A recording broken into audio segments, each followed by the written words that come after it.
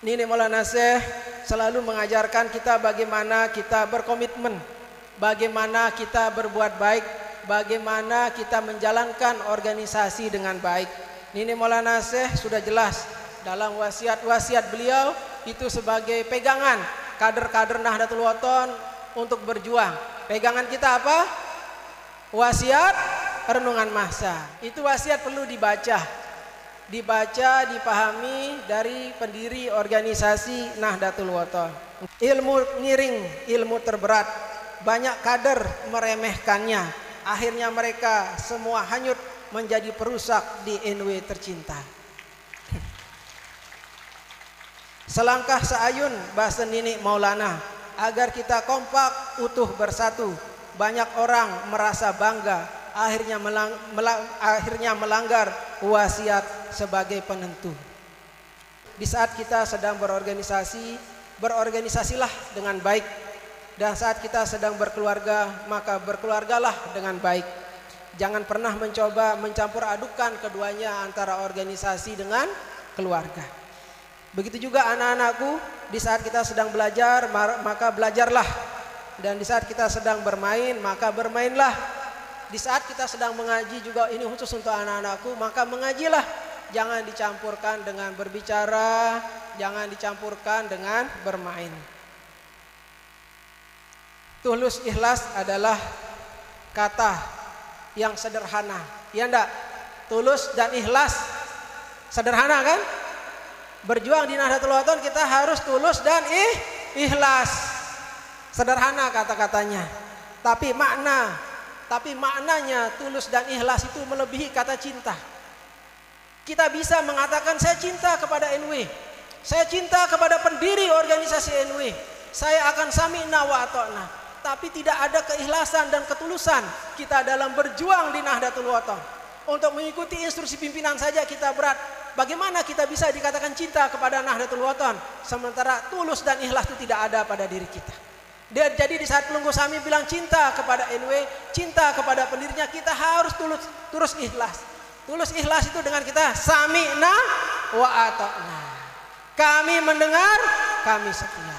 Itu ajaran dari pendirinya. Bukan ajaran dari Zainuddin Sani, bukan. Itu ajaran dari pendiri organisasi Nahdlatul Wathon. Dalam berjuang kita harus tulus melakukannya dari hati yang selalu menyampaikan. Apapun yang kita kerjakan, perjuangan apapun yang kita lakukan, dimanapun, di Nahdlatul Wathon, di agama, di pemerintahan, di legislatif, di eksekutif, dimulai dari hati. Tidak bisa bilang saya ikhlas, tapi hati kita belum menerima. Makanya setiap tiang pengajian selalu tiang minta bagaimana kita perbaiki hati kita dulu sebelum kita mulai melakukan sesuatu amanah, suatu pekerjaan, suatu perjuangan. Perbaikilah hati dulu. Di saat hati kita sudah baik, insya Allah tulus dan ikhlas itu akan ada. Anak-anakku juga yang sedang menimba ilmu, yang sedang menuntut ilmu, ikhlas. Begitu disekolahkan sama orang tua, seperti kata Pak Wakil Bupati tadi, mungkin orang tua ada yang menangis dan lain sebagainya. Kasih orang tua kita itu hadiah. Hadiah dari orang tua itu keberhasilan kita. Keberhasilan kita menimba ilmu. Bagaimana? Begitu pulang hafal 30 juz misalnya. Begitu pulang sudah bisa baca kitab, sudah ada kelebihan-kelebihan dari yang dibisa. Bagaimana bangga orang tuanya. Jadi kesedihan, air mata orang tua itu balas dengan kesuksesan kita. Dengan apa? Kesuksesan. Ya, semua itu harus kita tulus dan ikhlas. Setelah kita tulus dan ikhlas, kita harus setia. Di Nahdlatul Wathon ini dibutuhkan yang terakhir adalah kesetiaan. Kesetiaan kita dalam berjuang di Nahdlatul Wathon. Nini Maulana Syekh apa bahasan beliau? Jangan kalian mati kecuali kalian mati dalam berjuang di Nahdlatul Wathon. Itu bahasa Nini Maulana Syekh dulu. Ke nenek pada mati namun masih ngenu-ngeni. Jadi harus, maksudnya beliau kalau masih tidak fokus kepada perjuangan di Nahdlatul Wathon, masih mau keluar dari garis pimpinan, masih mau keluar dari garis organisasi, itu bahaya. Nanti begitu kita lagi di luar garis terus kita mati, berarti kita tidak mati dalam Nahdlatul Wathon. Ini Maulana Syekh sudah jelas garisnya. Supaya kita semua jamaah warga Nahdlatul Wathon supaya kita mati dalam berjuang berada di garis organisasi Nahdlatul Ulama. Yang kita cari di dunia itu adalah sangu kita untuk di akhirat nanti, sangu kita untuk di alam kubur. Pelunggu sami ibu-ibu datang ke majelis niki dari jauh, dari Konawe Utara, dari Bombana, dari Sulawesi Selatan, datang 15 jam dan sekian jam perjalanan jauh luar biasa.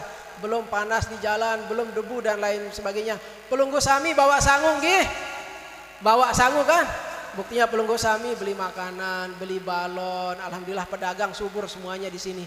Semuanya dibeli. Begitu juga kita di dunia ini. Kita akan mencari sangu kita untuk menghadap kepada Allah Subhanahu wa taala. Sangu kita seperti apa? Ibadah kita bagaimana? Hubungan kita antar sesama bagaimana? Itu yang harus dijaga.